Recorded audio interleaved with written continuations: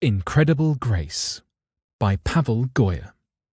Pavel Goia, D-Min, is the editor of Ministry. At age 14, like many other teenagers, I was fascinated by my father's motorcycle and everything related to it. I asked him daily to teach me how to ride it. He finally agreed. He would take me to a grass field outside the city and show me how to ride it, then have me do it. He always made me promise never to take the bike out alone. One day, while my father was at work, I kept looking at the motorcycle in the garage.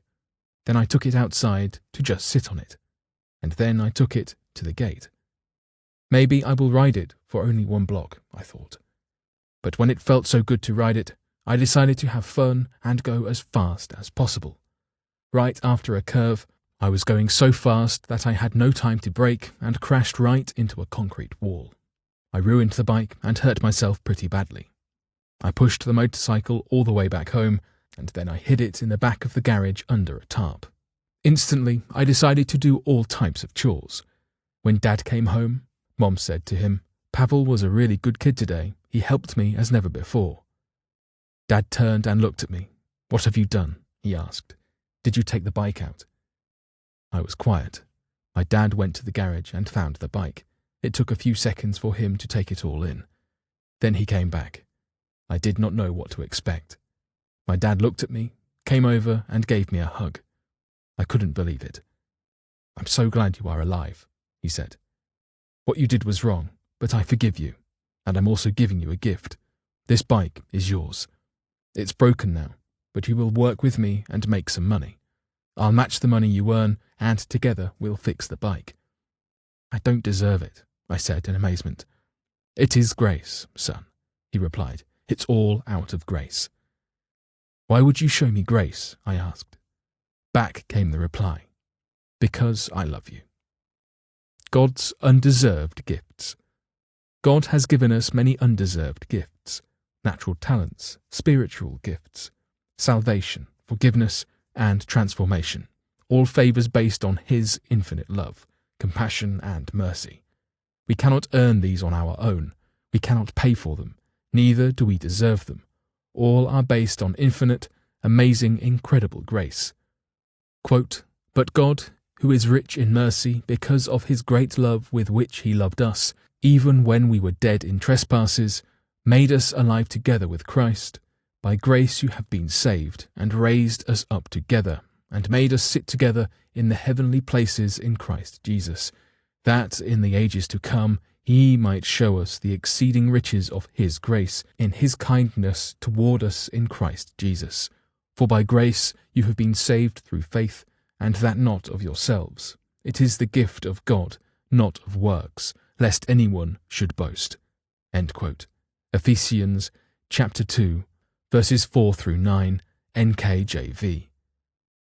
Yet we are all far from being like God, so how do we show grace? Especially when someone does not deserve it. Where does grace start? Quote, "In the heart, renewed by divine grace, love is the ruling principle of action. It modifies the character, governs the impulses, controls the passions, and ennobles the affections. This love, cherished in the soul, sweetens the life and sheds a refining influence on all around." End quote. How is love involved? An attribute of God listed in Ephesians 2 is love. God is love, and because He loves us, He shows us grace. And we are called to love God and to love our neighbor. If you are a Christian and you say you love God but do not love your neighbor, then you lie, and the love of God is not in you. 1 John chapter 4, verse 20. You may be a pastor. You may know a lot of theology. You may even think you love God, but if you do not love your neighbor, you may not actually know God. You then lack the transforming relationship with Him and, therefore, cannot share grace with others. The more we experience God's presence, understand His grace, and partake of His love, the more we are transformed into His image. His grace is contagious. If there is no transformation, no love, and no grace shown to others, then Christianity is not an experience, just a theory. To the degree that you love the person you like least and show them the grace God shows you, to that same degree you love God. The real power that transforms your life is God's grace manifested in so many ways toward you. The more you receive and appreciate it, the more you will share it. As pastors, we stand on the podium week after week, talking about grace manifested in forgiveness, transformation, and salvation, and lifting up God's wonderful promises. Our goal is to save souls for Christ, yet only God's presence in us, with His love and grace, can bring true transformation that shines out to our parishioners. Submersion in the presence of God should be the desire and focus of our lives, what we seek daily and thirst for continually. Quote, Christian workers who succeed in their efforts must know Christ, and in order to know Him, they must know His love. In heaven, their fitness as workers is measured by their ability to love as Christ loved and to work as He worked. End quote. You cannot give what you do not have. God's presence makes God's kingdom of grace real inside of us now, and His kingdom of glory real at His second coming. How do you extend grace? God, quote, demonstrates His own love for us in this. While we were still sinners, Christ died for us. End quote. Romans chapter 5, verse 8, NIV. He has shown us forgiveness, compassion. He has offered us salvation, transformation, eternity. He is blessing us daily, all undeserved grace. As, quote, faithful stewards of God's grace in its various forms, end quote. 1 Peter chapter 4, verse 10, NIV. We are called to do the same in all areas of life. Quote, freely you have received, freely give, end quote. Matthew chapter 10, verse 8, NIV. How do we share or extend grace to others? The more you take time to fully investigate His grace and try to understand a drop of that magnificent, complete, unconditional grace, the more you are filled with it. When you naturally share it, it flows through you, it radiates from you. That is the single power that transforms you and others around you. You cannot be any other way but gracious, kind, and compassionate. Only the one who experiences grace can extend grace. Paying back grace. To explain a little of how God's grace works in different situations, let's look to the parable in Matthew chapter 18, verses 21 through 34. A servant owes 10,000 talents of gold. 1 talent in our actual measurements would be about 30 kilograms, or about 66 pounds of gold. 1 talent was wages for about 6,000 workdays. Roughly 16.4 years' wages if the debtor worked every day and put all of the earnings toward the debt. So 10,000 talents was about 60 million workdays' wages. Over 164,000 years' wages, or, to be more specific, over 164,383 years' wages if he worked 7 days a week. Let's put this in today's context, which includes inflation over the years. If we say that an average wage today is $100 a day, considering that 1 talent at that time was 6,000 workdays' wages, then 1 talent in our day would be about $600,000, or about 1,644 years' wages.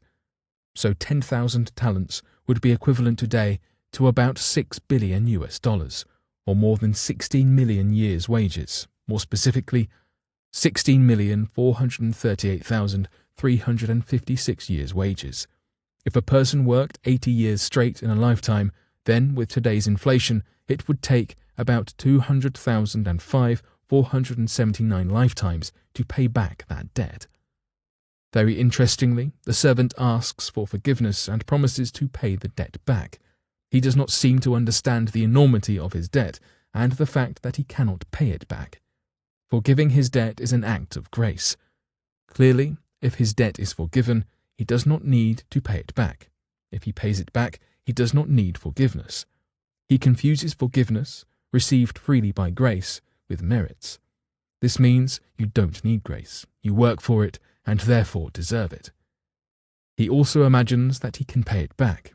In his day, he would have had to live over 164,000 years, work every single day and never use any of the earnings for food or bills to pay it back, without considering interest. He would never have been able to make a dent in paying his debt back. Because he is not cognizant of his situation, he does not appreciate the infinite extended grace. Because he does not fully appreciate the grace he receives, he cannot extend grace to others. His neighbour owes him 100 denarii, which would be, more or less, about 100 days of work, a little over 3 months of working 7 days a week.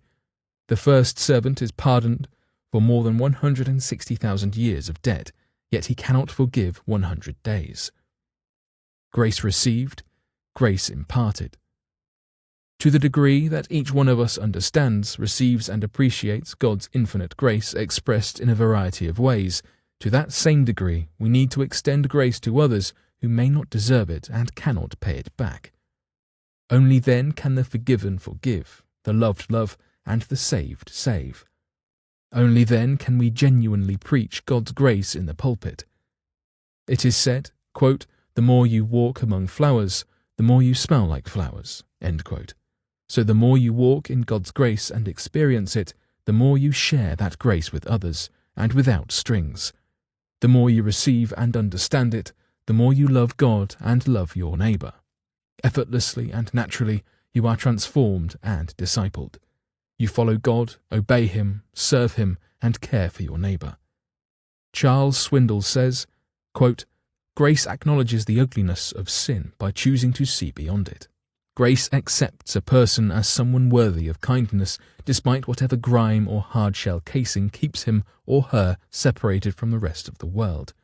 Grace is a gift of tender mercy when it makes the least sense." End quote. Real Christianity is to be filled with God's love so much that your life will reflect that love. You will then show grace in a variety of forms to those who do not deserve it. Grace received becomes grace imparted, the real proof of Christ living in the heart. In a self-centered world, a world that is in confusion and need, God's children must reflect God's character in showing grace and compassion, care and love to others around them. As we extend grace, we guide them to God's love and grace. God is calling us to experience and share His grace daily. That is the best sermon we can deliver. For bibliographical and biblical references on this article and for much more content for pastors and church leaders, please visit ministrymagazine.org.